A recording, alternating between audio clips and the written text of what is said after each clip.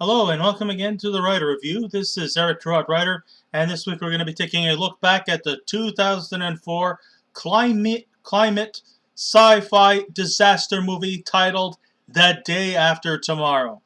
Yeah, what a time to watch a disaster movie while we're still in the middle of trying to fight a global pandemic. But I guess if you watch this movie, you could actually say to yourself, things could be a whole lot worse. And as much as what's happening is not very good, I'll say one thing: at least we are not on the brink of a second ice age. It probably will happen, but more than likely, I don't think it's going to happen in our time. I'll probably be long gone by the time a second ice age could happen. But, the unpredictability in this world, anything is possible. We never ever expected we would have a global pandemic, and here we are. But I don't think we're going to worry too much about a second ice age. But let's just, keep our fingers crossed, our toes crossed, and hopes that we will not get such a catastrophic event in our lives. Because even though COVID-19 could kill a lot, it's probably not going to kill us all. But the second ice age, well, then that is something that we have a lot to panic about. But rest assured, it's not going to happen anytime soon. Or at least not while we're around. The runtime for this movie is 2 hours and 3 minutes long. It is directed by Roland Emmerich. It is produced by Roland Emmerich and Mark Gordon. The script was written by Roland Emmerich and Jeffrey Nachmanoff. The story was by Roland Emmerich, and it is based on the novel The Coming Global Superstorm by Art Bell and Whitley Strieber. The composer was Harold Closer, the cinematography by Yuli Steiger, and it was edited by David Brenner. And the stars of the movie are Dennis Quaid, Jake Gyllenhaal, Emily Rossum, Ian Holm, Sela Ward, Arjay Smith, Austin Nichols, Dash Mihok, J.O. Sanders, Kenneth Welsh, Perry King, Nestor Serrano, Tamlyn Tomita, Glenn Plummer, Adrian Lester, Richard McMillan, Sasha Roiz, Christopher Britton, Amy Sloan, Sheila McCarthy, Christian Tessier, Mimi Kuzyk, Jason Blicker, and Ayana O'Shun.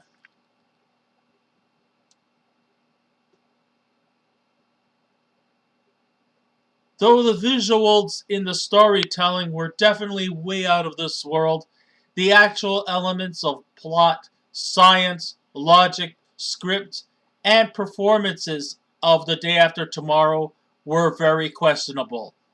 In fact, a lot of scientists, particularly meteorologists, had depicted this as one of the most uh, inaccurate scientific movies of all times.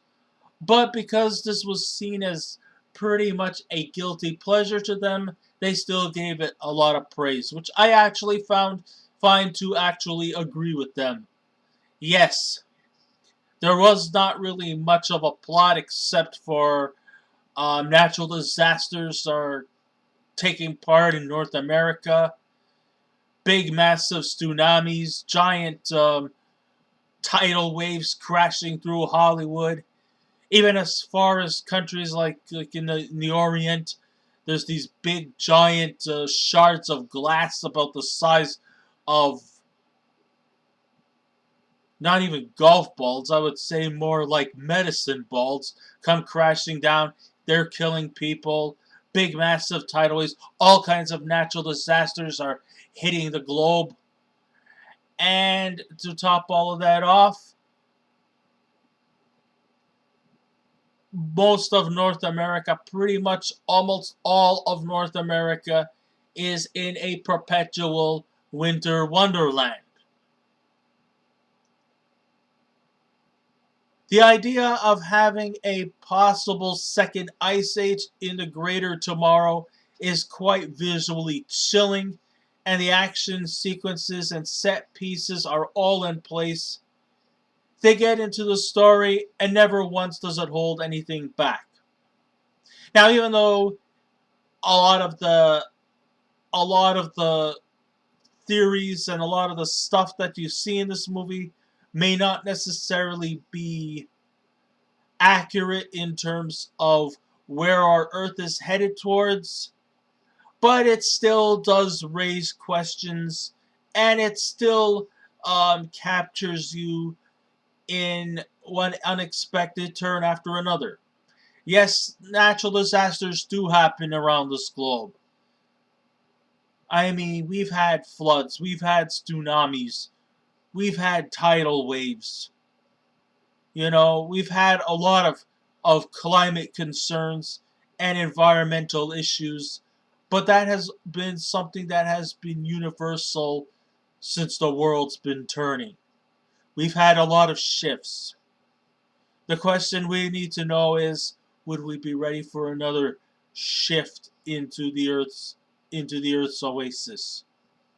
Like I said, nobody ever expected we would have a global pandemic this time of our lives, but it has happened. Now, like I said, it's going to take about maybe 500 or maybe 1,000 more years before we encounter a second ice age, but it could also happen maybe even more sooner than we even possibly expected. The question is, would we be ready for it?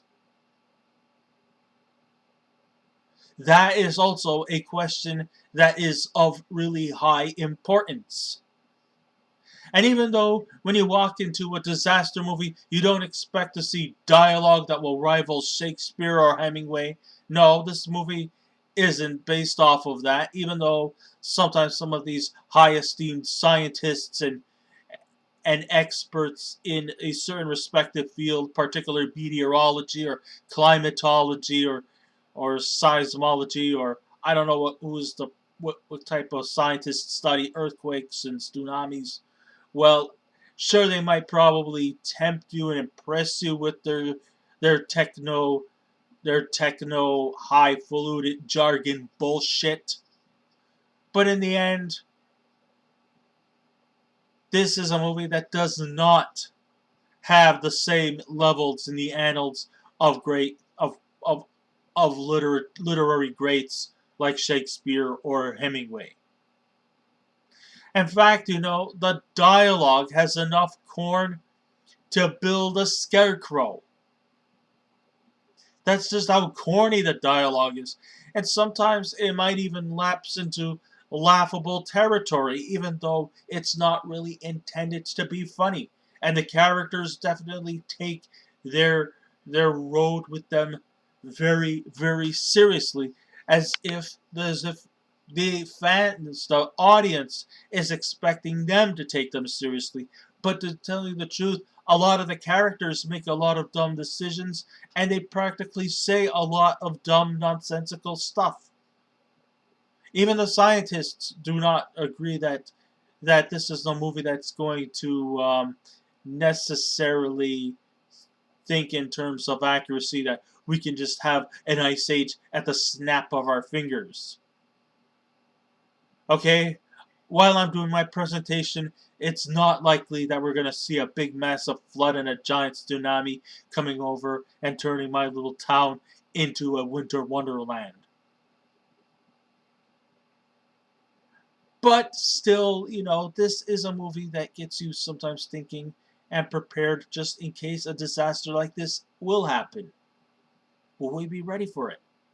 Personally, I don't think we will, because we might probably find solutions to overcome the burden, but in the end, the Earth definitely has a mind of its own, and it could turn the tides at any time soon. Though the movie's tone at the most is very serious, there are just moments and scenes where the dialogue is actually quite dumb that you just can't help but laugh. I mean, who can forget the time when when a boat actually um, uh, passes through the library, and one of the characters, a female character played by Emily Rossum, she has this big giant, wound on her leg, and if she does not seek any kind of medical attention soon, then they'll have no choice but to have her leg amputated unless she gets some form of penicillin. So then they hop onto the ship to look for some medical supplies, and all of it was, of course, written in Russian, except for the bottle that says penicillin on it. And, one of the characters says, "How do you know it's penicillin?" Because it's written on the bottle, penicillin. Huh, convincing enough. So, yeah, there is some funny stuff there, too, or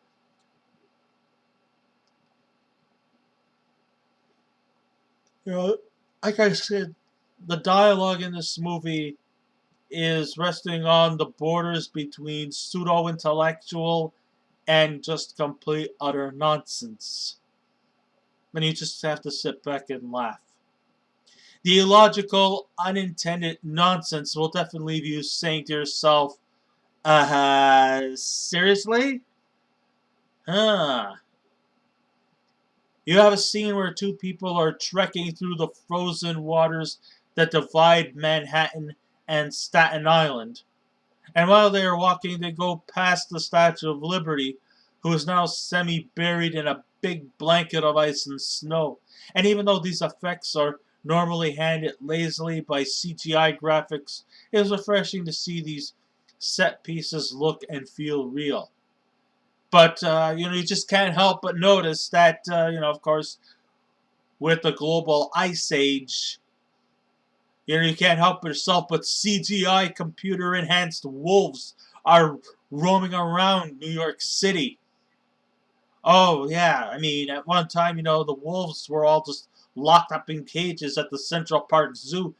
But now, since humans are dead, the wolves are like, "Hey guys, come out. There's no more asshole humans around. We can roam around free. Ow, ow, ow! Come on out, guys. You're free. No more fucking humans. They're all gone. They're dead. They're all buried in a big blanket of frozen ice. They put popsicles to shame. Come on out, guys. Every one of you. Come on, Wolfgang. Come out, Howler. You're free." But of course, they're not going to bring real wolves into the fray, so they're going to bring in CGIs. CGI computer enhanced algorithms to chase after our leading protagonists.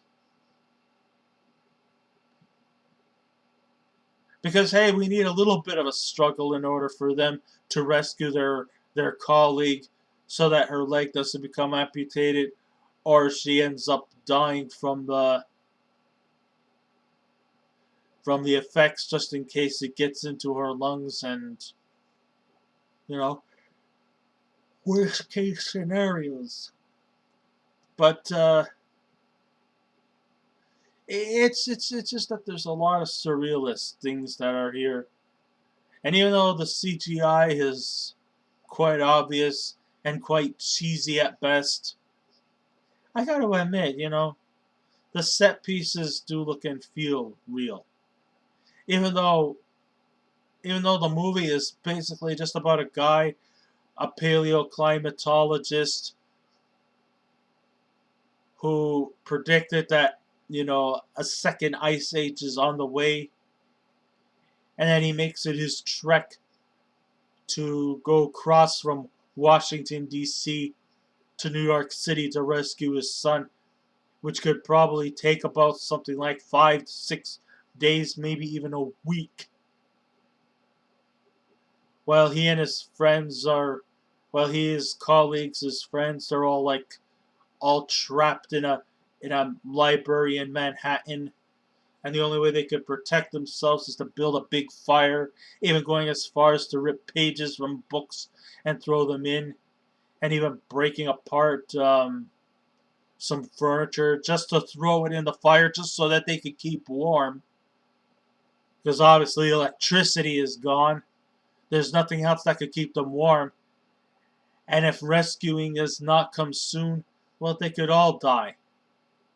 Even though it's just sad to say this, but half the world's population are pretty much dead. North America, everyone is gone. Canada, everyone is gone. Maybe we could say the same thing about Europe and even possibly the Middle East, since they experience giant, hailstorm shards, where the shards are about as big as medicine balls. So, a lot of things happening here. Mostly natural disasters. And in fact, if you want to come into a movie based on a disaster movie, you're not expecting to see Shakespeare or Hemingway or any type of intelligible dialogue. And in The Day After Tomorrow, even though the characters should be portrayed as intellectuals, high sophisticated intellectuals, really the movie is not really about them donning their intellectual integrity, but they do have a good job of pretending and manipulating and even just catering to the gullible who will take every matters of this movie as serious as the characters portrayed in the movie. But we as smart people realize this is all illogical nonsense. I mean, it just doesn't happen like at the snap of our fingers. It takes hundreds, maybe even thousands of years before we experience a second ice age. This is gonna be like way after our time. It's not gonna happen at any time soon. I guarantee you that. I promise you. So no need to build those underground bunkers yet. We'll just wait for it when it does happen. From the director who brought you Independence Day, Roland Emmerich invites the viewers into his world and lays out all the grim details, every disaster that's sweeping the globe, and demonstrating the possibilities of what could possibly happen to our Earth as a result of global warming, and the question if we are actually ready for it. He handles the story in a brutally honest, right in your face fashion, making it one of those obscure blockbusters that doesn't fully depend on cheap thrills or shock value. Sure, there is some CGI enhancements like the wolves and the snow effects and the natural disaster scenes, but that nonetheless, that's just based. That's the only real shock value in there too. There's no jump scares. There's no zombie apocalypse or anything like that. But it definitely does raise provocative issues concerning the environment and the politics around it. Of course, back in 2003 under the George W. Bush administration, the topic of climate concerns were kind of like in talking, but I think it had something to do with George W. Bush refusing to, take part in the Kyoto Accord, which was very concerning towards, environmental issues. But George W. Bush believed there's nothing really wrong about it. Yeah, I know. Sometimes we hate to bring this up, but sometimes, yes, environmental issues does seem to often collide with socio-politics, socio-economics, and things like that. When really it shouldn't. It should be about us doing our parts to contribute. It helps to keep Mother Earth a clean, enviro-friendly atmosphere. But unfortunately, politicians love to stick their ugly heads in places where it doesn't belong, and in the end, do they end up becoming the solution? Hell no! They become more or less the problem. There's no telling what the future holds, but like in every disaster movie. It's basically a warning sign of the possibilities of what is to come if we don't clean up our act. Who knows? Maybe this whole COVID-19 thing is due to our lack of responsibilities with environmental issues, and now it's coming back to bite us all in the asses. And in the end, we have to just accept those bites. But like I said, if we don't clean up our act, the polar caps will melt, all the Arctic animals will be on the brink of extinction, water levels will rise, and next thing you know, we'll probably end up all being underwater. Do we want that? Of course not.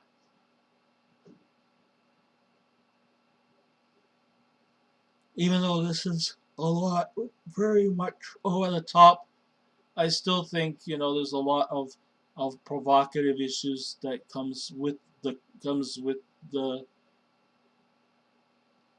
comes with the package. I mean, it might not happen in our time, but possibly for future generations to face the carelessness we've done to Mother Earth. So Dennis Hall stars as Jack Hall, a paleoclimatologist who's an expert in a field where he can track down when the next biggest catastrophic event will likely happen. At a global warning, he warns them that an ice shelf is cracking caused by global warming and that natural disasters all over the globe are taking place, and if they don't respond soon, it could spell the end of humanity as we know it. However, everyone, including Vice President Blicker, who is played by Kenneth Welsh, who does practically an excellent job of, of resembling Vice President Dick Cheney, thinks he's nothing more than just a fear-mongering conspirator and nothing is gonna happen, Pshaw, only to realize, maybe we should listen to him. Yeah, I guess you kind of know what direction the agenda is on in this movie. Since, Kenneth Walsh is playing off like a Dick Cheney type character, a vice president who seems to be a little more on the ball as opposed to the actual president who seems to be very passive aggressive about it. Maybe it's just, how the film's politics believes that Dick Cheney seems to be more closer as a capable leader than the actual leader himself. But even here, he still thinks that it's just some fear-mongering conspirator. Everybody's always talking about global warming and how either the lakes will eventually dry out and everybody will be, or that the world will be such a dry climate that water ends up becoming, a precious commodity. And then on the other hand, we might have a second ice age where we might bring back the woolly mammoths and the saber-toothed tigers. But in the end,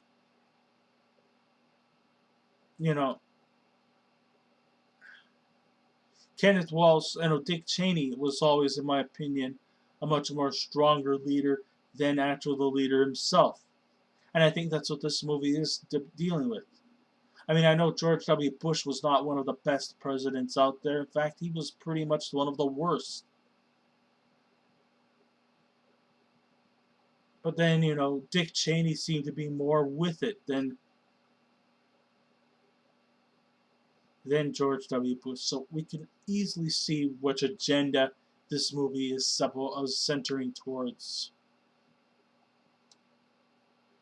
If we're on the topic of politics. To show that we're not just bluffing, natural disasters started taking place at a relatively alarming rate. Hey, why wait 1,000 years when we only have enough time to fill a 2-hour movie? So tornadoes have struck Hollywood. Football-sized hail chunks are falling in Tokyo. Tsunamis have hit the northeast part of the United States as it's all buried in a big blanket of snow.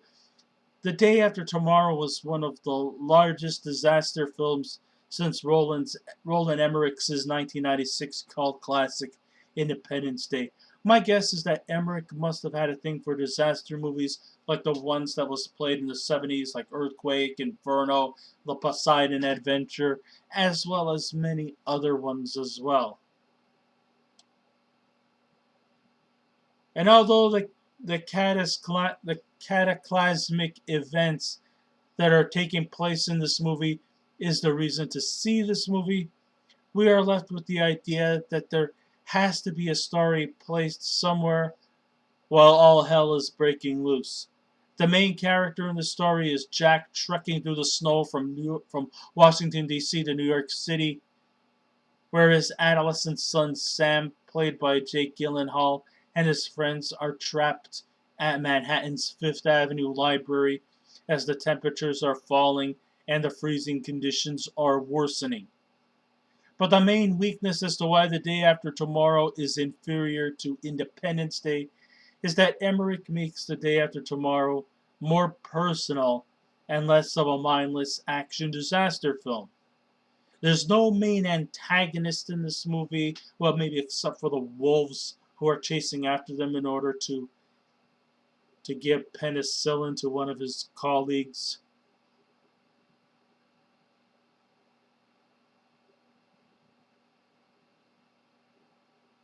There's no fight sequences, and worst of all, really no climax. The simple story of a father walking through the dangerously cold, frozen tundra just to rescue his son is surreal as it comes, and can be quite pointless too. I mean, think about it. There are millions of people who are dead from this second ice storm, and only a handful of survivors. What about those? I mean, I'm sure other parts of the United States have survivors. Why only just concentrate on the New York City library one? Oh, because the main character is the protagonist and the secondary character is the antagonist. That's only how I see it.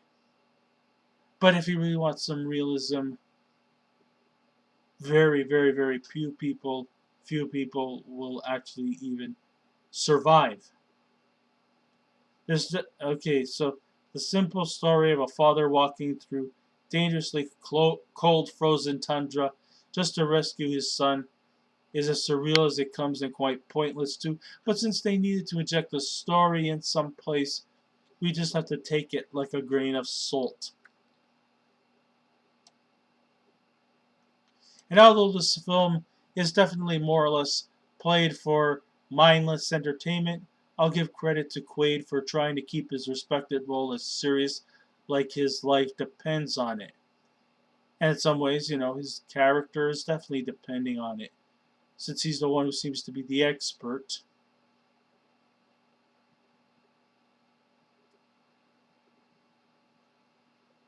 He definitely plays off his role like he's in Hamlet, even though there is really nothing to take seriously from the film, unless you're a fear-mongering conspirator. And in some ways, his deep, serious tone seems out of place, though his dedication is admirable. Yeah, that's a thing too. This movie, it was very surreal and could have easily been played as a comedy, and we would have had just the same amount of interaction and just going out there and enjoying movies. I mean, it is mostly for entertainment values, even though, unless you're a fear-mongering conspirator who will take everything seriously, I don't think we really have much to. We don't have very much um, to worry about.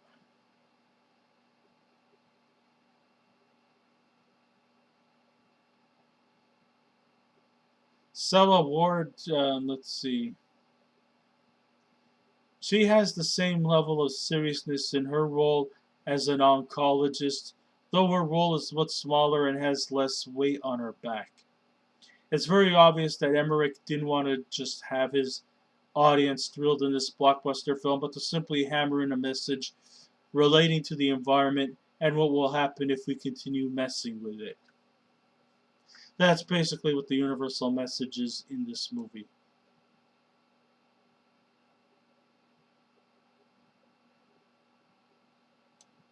On the spectrum of politics, since it seems to come into place with environmental concerns, there is enough that will make a person cringe depending on which party is your choice.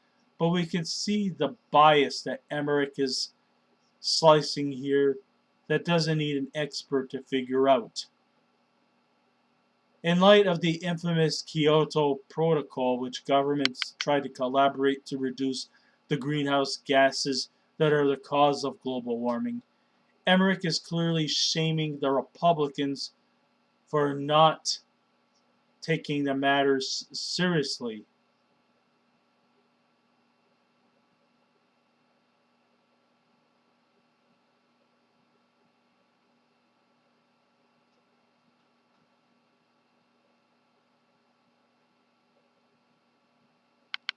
And to those who do not take the matter seriously die due to the incompetence of the subject of global warming undermining its consequences. The vice president is, cantankerous and looks and acts a lot like Dick Cheney.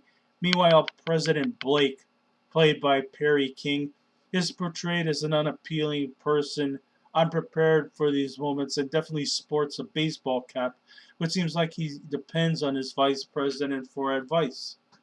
It almost reminds me of the current president, Joe Biden, and his vice president Kamala Harris.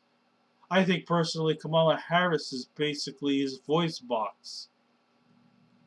Or at least that's how I feel about it. But still, nonetheless, Whitlock, Dick Cheney, or the Dick Cheney character, is definitely more, at the same similar level.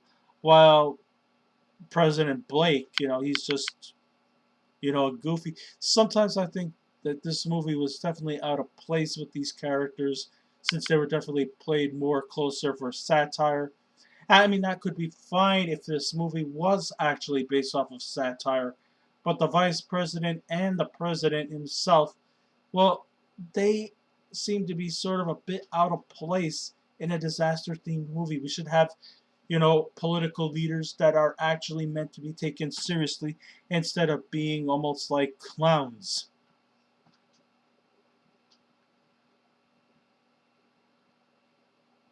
And sure, there's definitely a pro Democratic bias in this movie. The Republicans can still find the enjoyment of this movie if they can only laugh at their own expense. And though the impact of the storm is intense, it seems deeply impacted on the northwestern parts of the United States and Canada. Well, to summarize, to end this off, there is definitely no doubt that this movie is entertaining and may give you something to talk about at dinner time. Possibility of a second ice age. Are we ready for it? What's it gonna bring? What's it gonna offer? Are we gonna wake up the next morning and see a woolly mammoth staring at us through the eyes? Will a giant saber-toothed tiger come in and beat the crap out of us? Probably not. But it does give you food for thought of, have you guys ever thought about a second ice age? Will we be ready for it? I know the prehistoric animals were never ready for it because they were pretty much animals. They didn't think. They definitely has to be not taken for granted because a new ice age won't happen overnight. The visuals are definitely quite impressive with the effects looking real and not dependent on CGI. The plot sure was thin and the characters are playing way too seriously when they shouldn't. It's good that it tries to be a blockbuster film which gives viewers something to think about. Not all disaster movies definitely has to depend on cars exploding or buildings going up in flames and fist fights and street thuggery and, breaking into things just so that they could become heroes in the end. Well, we won't find that here. Instead, we're seeing a real-life disaster movie where everything has become a big blanket of ice, and it's just a matter of survival for the fittest. Would I recommend this movie? Sure, but don't expect your expectations high, and don't take these scientists in this movie very, very seriously. And yeah, that's really pretty much all I have to say. Well, now I'd like to thank you all for listening in. I guess this ends my writer review. Thank you all for listening in. It was a pleasure for you to read it. As always, it's a pleasure to review these movies. Thank you all for listening in. If you wish to subscribe to my YouTube channel, please feel free to do so. If you wish to leave a comment, go right ahead. But just remember the 3 simple rules. Be kind, be courteous, and please refrain from any rude comments. And I will be back again with another movie review. So until next time, this is Eric Carrot Writer saying, keep watching those movies, and I'll see you around. Goodbye.